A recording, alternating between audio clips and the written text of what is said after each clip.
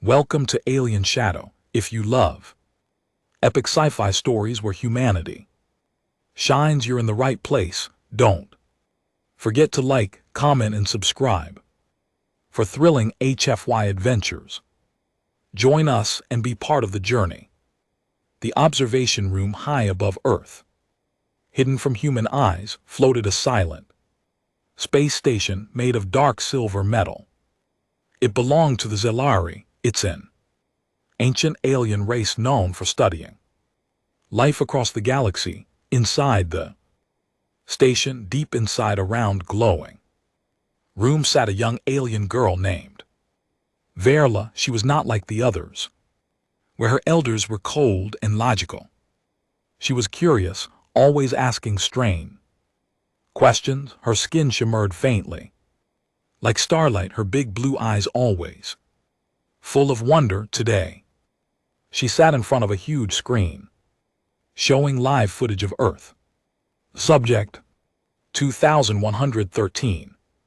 Begins another ritual. The computer voice said. Verla leaned forward. On the screen, a human boy and girl were walking in a park. The boy handed the girl a red flower. She smiled and touched his hand. Then they laughed and walked away together. Verla tilted her head. Why did she smile when he gave her a dead plant? She asked aloud. Behind her, Commander Zarn entered the room. His voice was deep and flat. It is called a courtship ritual. It is how humans begin romantic bonds. Verla blinked. Romantic bonds? You mean ...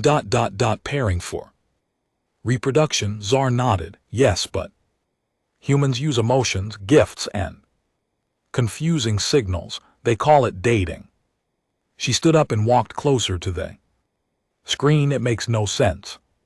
Why waste time with laughter, with strange gifts, with ... dancing? Zarn stared at her. Because they are emotional beings.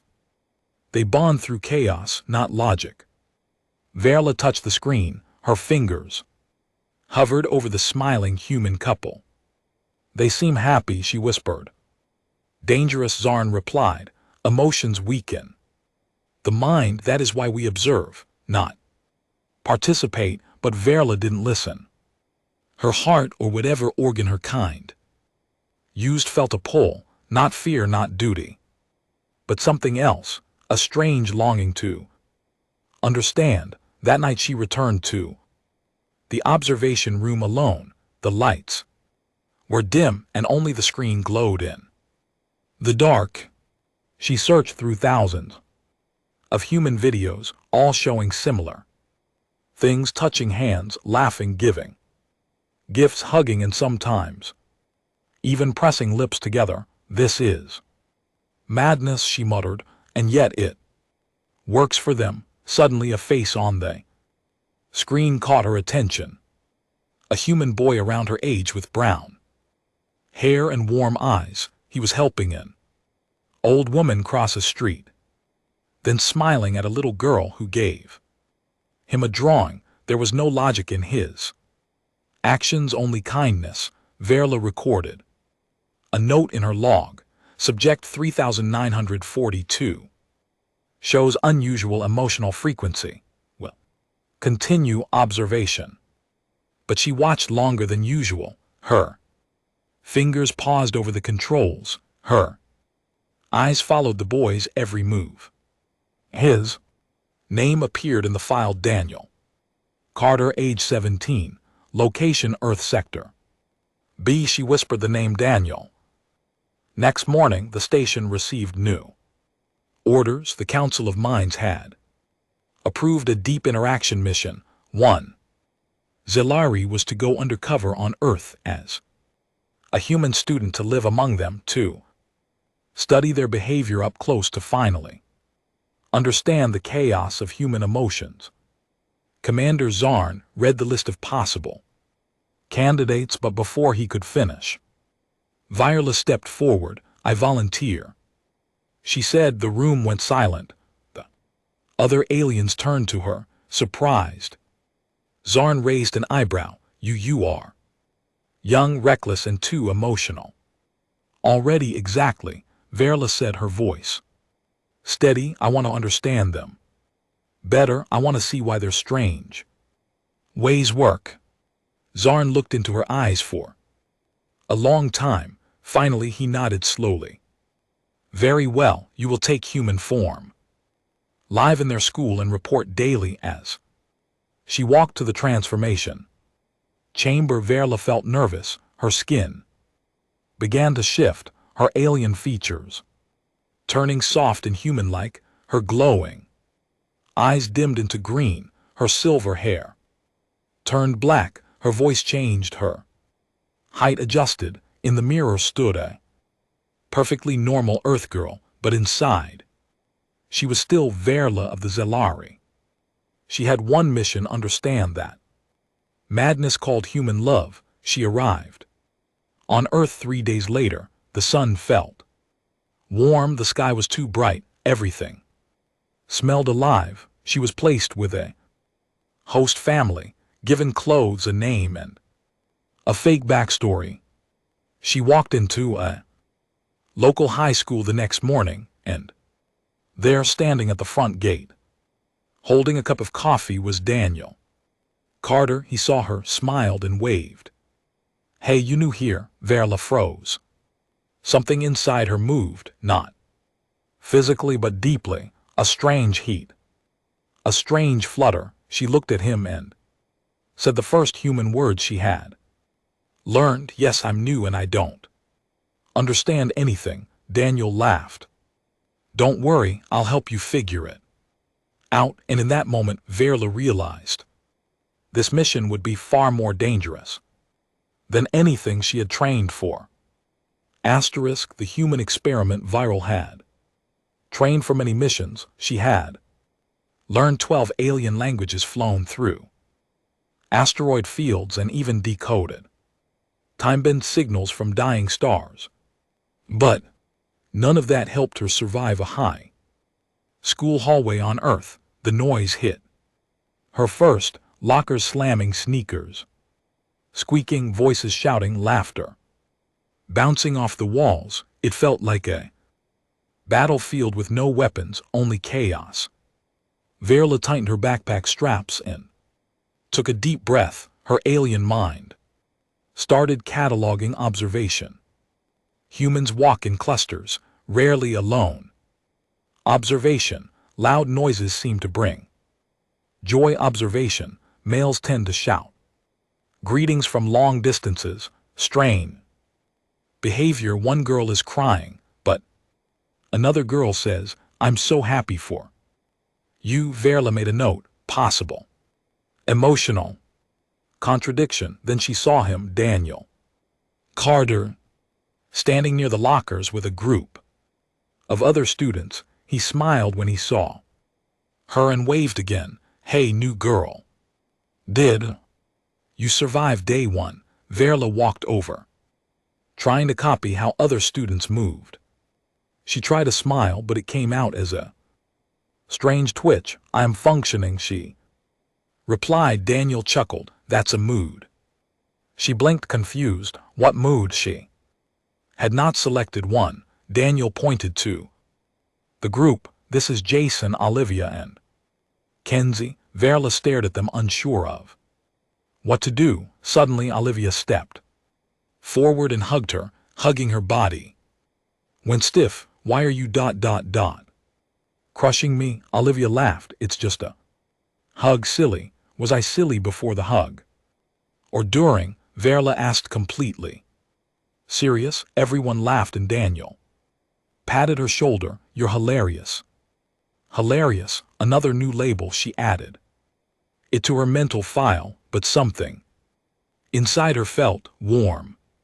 Was this how human bonding began? That afternoon she was placed in biology class, which turned out to be a room full of human body diagrams and glass frogs. The teacher talked about the heart, how it pumps blood, how it reacts to stress, excitement, and love. Notice how the heart rate increases when we feel strong emotions, the teacher said, like fear Or love, Verla checked her own heartbeat. It was already faster. She glanced at Daniel across the room. Was this a biological effect? Was love just a reaction to proximity and kindness? After class, she tried to test a theory. She approached Daniel with a completely serious face and said, "Would you like to engage in controlled emotional bonding procedures?" He looked confused. "You mean ... hang out?" "Yes," she nodded. "Hang out while monitoring heart rates." Daniel grinned. "Sure, want to grab coffee after school?" She had heard this phrase before. Humans consumed hot brown liquid in public as a form of interaction. She accepted the invitation. They walked to a small cafe near the school. Verla scanned the menu, then pointed at something called Mocha Madness, assuming madness would increase data points. One sip and she nearly choked. "This is sweet and bitter. And why would anyone drink this?" Daniel laughed. "Because it tastes good." "You're funny," again with a funny label, but Verla didn't understand what she had done to earn it. She pulled out a tiny alien device disguised as a bracelet and secretly recorded everything: temperature, voice, tone, eye movement, micro expressions. Her log entry grew vast. Subject: Daniel shows consistent smile frequency, no visible threat signals. He says, "You're weird," but continues to smile. Possible sign of comfort, not insult. Human bonding remains illogical but effective. Suddenly, a girl named Mia walked into the cafe and waved at Daniel. "Hey, cutie, forgot you owed me a coffee." She sat beside him, flipping her hair and leaning close. Verla's heart rate spiked. Her hand tightened on the cup. Why did this happen? Was she malfunctioning or was it jealousy? She stood up. "I must return to my base," she said quickly. Daniel looked surprised. "Are you okay?" "No," she replied honestly. "But I will analyze the data and fix the problem." Back at home, she locked herself in her room. Her fingers tapped nervously on the table. She played the cafe recording again. Watched Daniel smile, Mia's laugh, her own awkward replies. This wasn't just a mission anymore. Something deeper was happening. Something not written in any report or file. For the first time, she did not upload her daily report to the council. She just stared at the screen and whispered to herself, "What is happening to me?" In the quiet of her room, her alien mind searched for logic, but her human heart had already started its own path. Malfunctions of the heart. Verla sat in her room, the lights dimmed to calm her overactive thoughts. On her wrist, the alien device buzzed with unread messages from the Zelari Council. She ignored them. Her last report was 2 days late, a violation, but she didn't care anymore. Her screen showed looping footage of the cafe, Daniel smiling, Mia touching his arm, her own expression blank and confused. Something had broken inside her, not physically but emotionally. She whispered to herself, "This is not love, this is a data error, a virus." But when she said Daniel's name, her chest still tightened. Her fingers trembled, her vision blurred slightly. Strange symptoms, she thought. She scanned herself with her medical reader.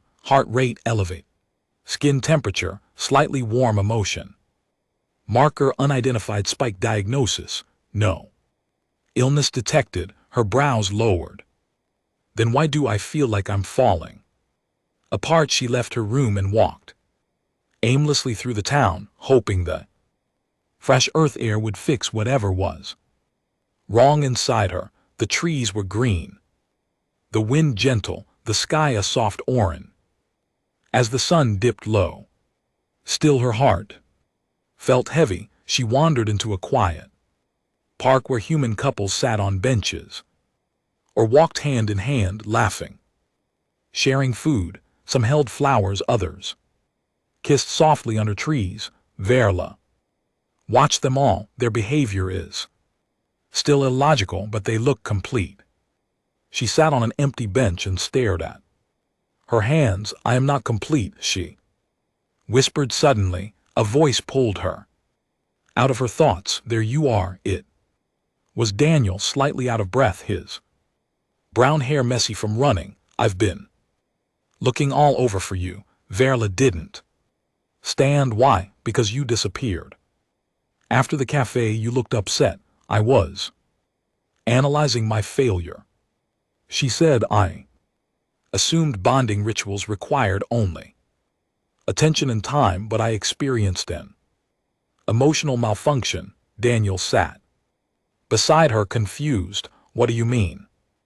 Verla hesitated.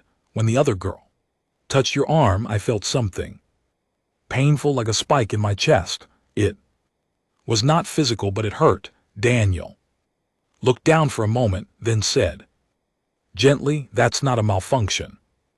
That's jealousy. Jealousy, she repeated. That word carries negative connotations in Zari culture. It does here too, he said, but it's also kind of human. It means you care, maybe more than you expected. Verla looked at him, her voice soft. I do not understand how, but I do not wish to see you with someone else. Daniel smiled. Then you're just like the rest of us. Welcome to the madness. She looked away.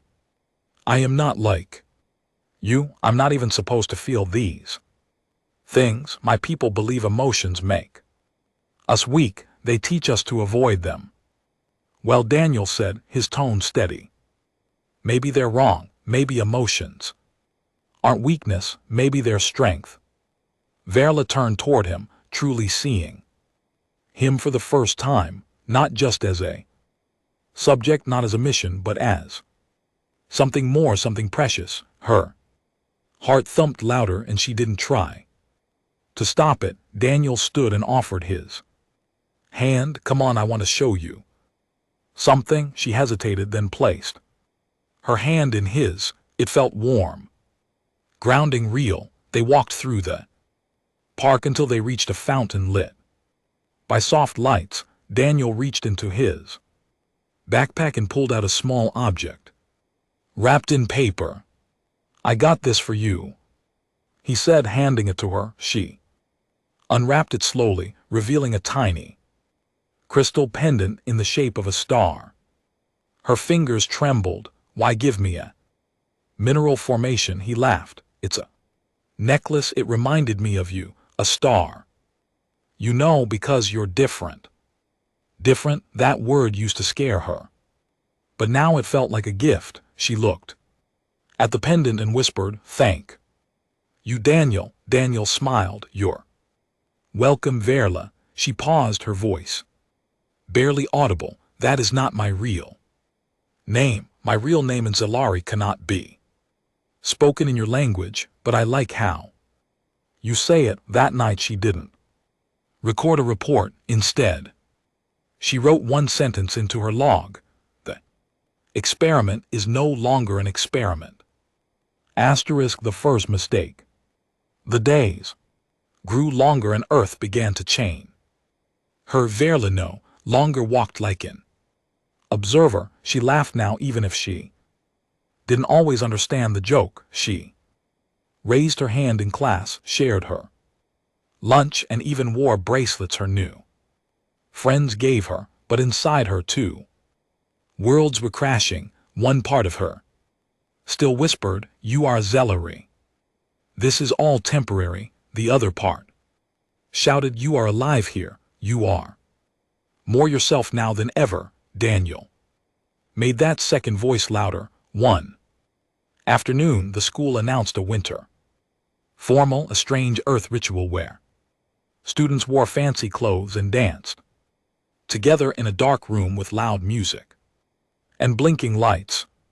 It made no sense to Verla, but Daniel's eyes sparkled when he asked her, "Would you go with me?"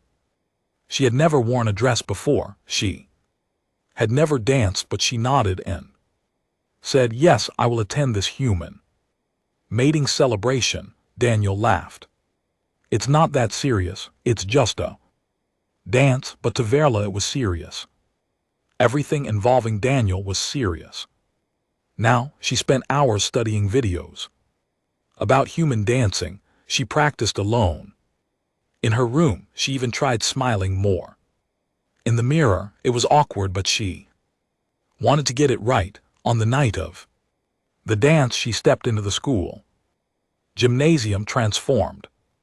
Her black dress shimmered like the stars she used to orbit. Her hair flowed gently over her shoulders, and her eyes searched only for one face.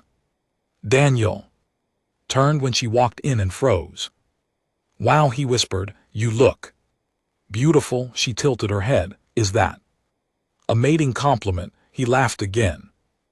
"Let's just call it compliment." The music started loud and rhythmic. Lights blinked in every color. Humans swayed, jumped, spun. It was chaos, pure chaos.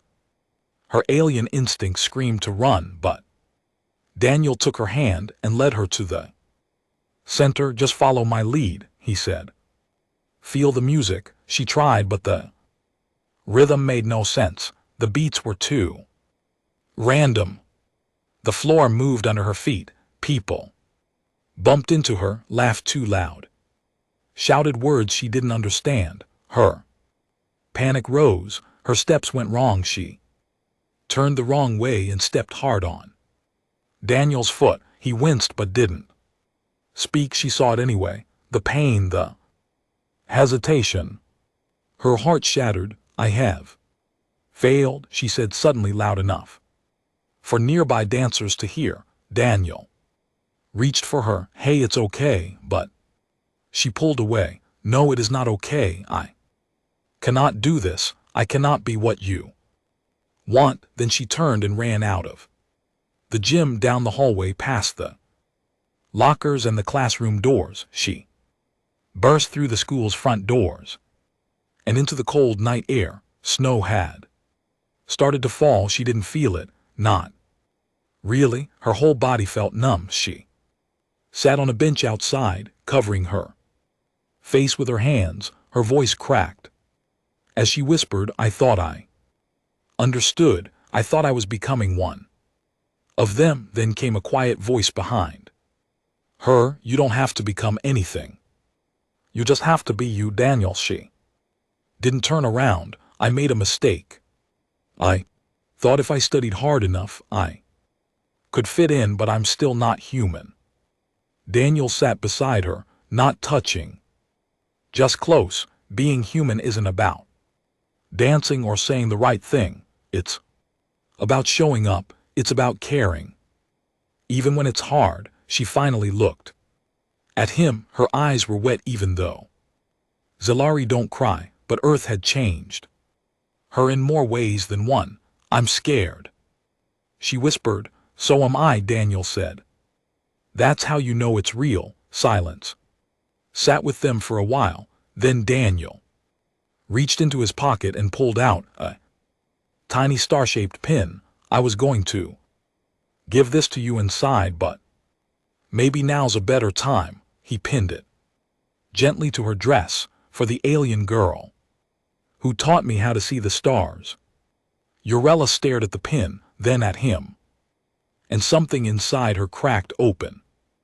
Not broken, but opened wide like a door she never knew was there. Her first mistake wasn't stepping on his foot. It was thinking she needed to be perfect for him to stay. She didn't upload a report that night. She simply wrote, "Failure detected, but connection growing stronger." The secret exposed the next morning.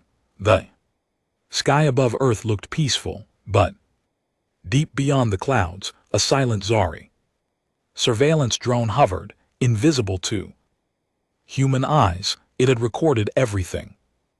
Verla's hesitation, her emotional Outburst her closeness with the human boy inside the Zari council chamber. Her last 7 missed reports flashed red. Across the command screen, the elders leaned forward, concerned, disapproving.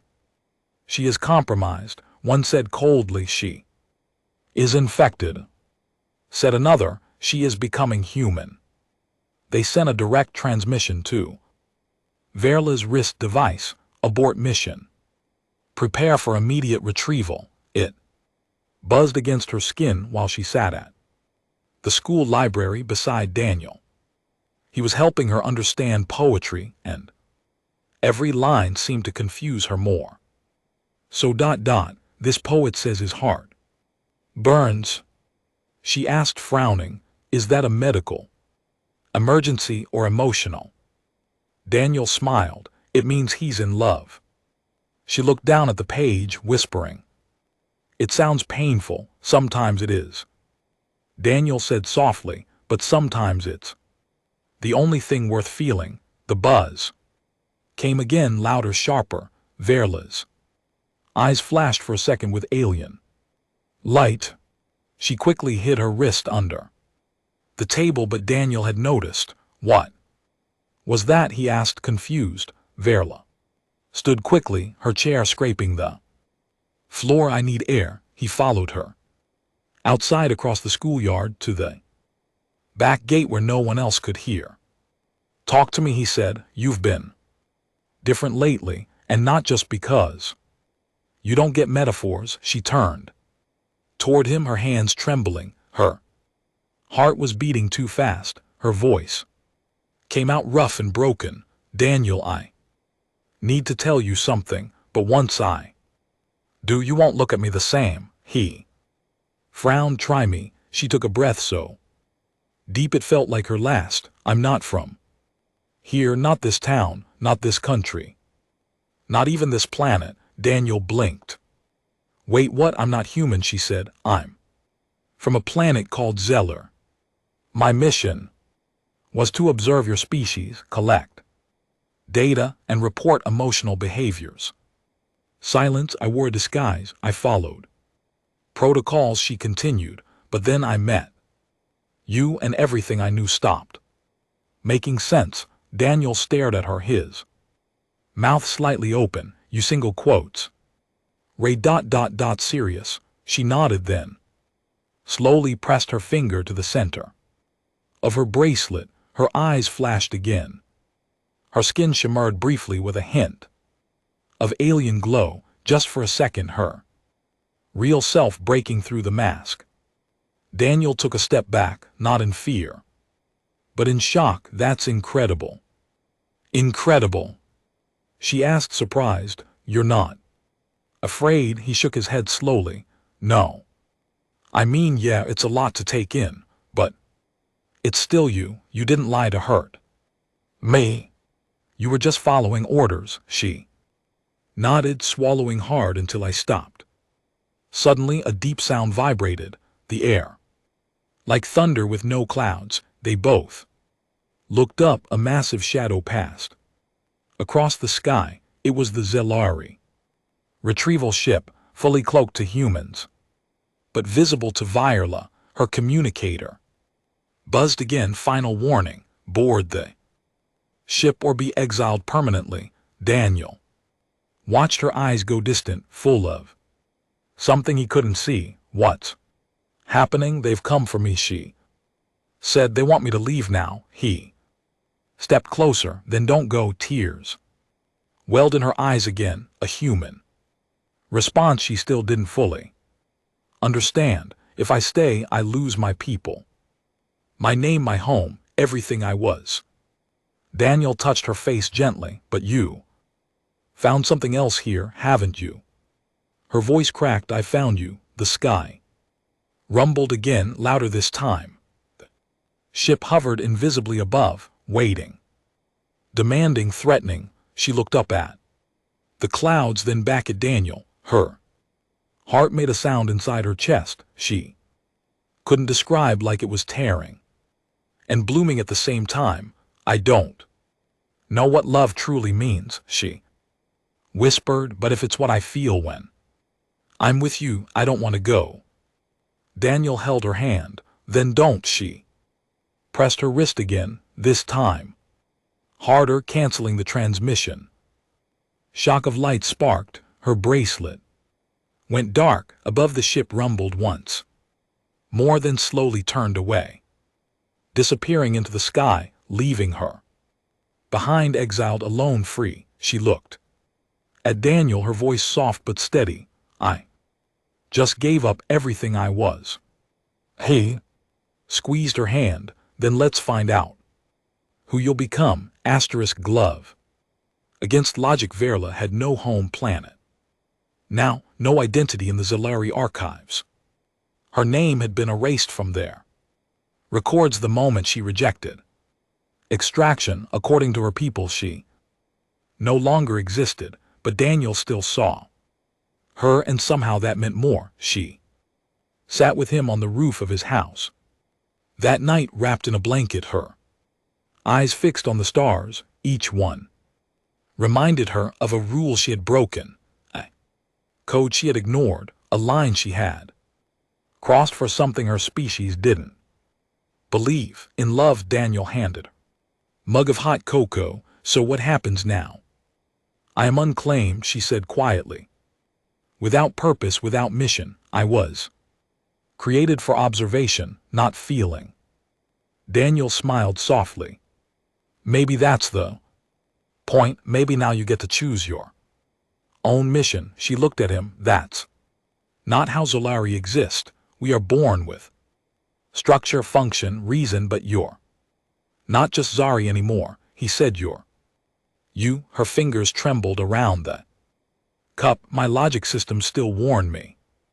They tell me this is dangerous, that emotion weakens my judgment. I feel things I cannot explain. My choices are now unpredictable. Daniel leaned back against the roof tiles. That's being human, messy, unpredictable. Sometimes stupid but real. She paused for a long time, then said, I miss the clarity of logic, but I do not miss the emptiness. Just then her communicator sparked back to life, not as a message from the council, but a private signal from Zarn, her old commander.